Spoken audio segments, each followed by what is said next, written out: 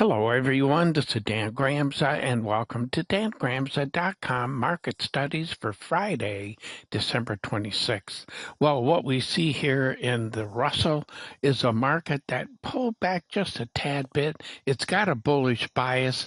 It's nothing like the other indices as we went through in the advanced video.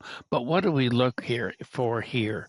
It does have a bullish bias. Ideally, you want an up close on the next trade date, which would be 5 o'clock Thursday evening in Chicago time for a Friday trade date.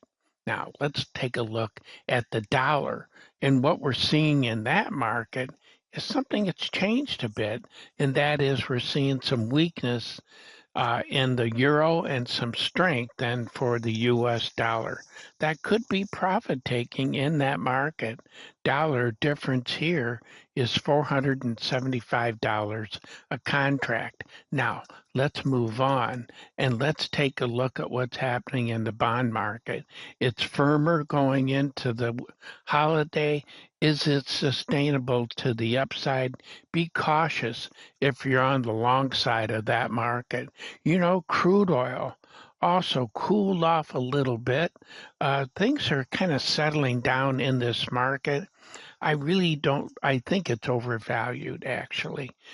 When you look at the global picture, when you look at where inventories are, but buyers are here and we have to pay attention to that.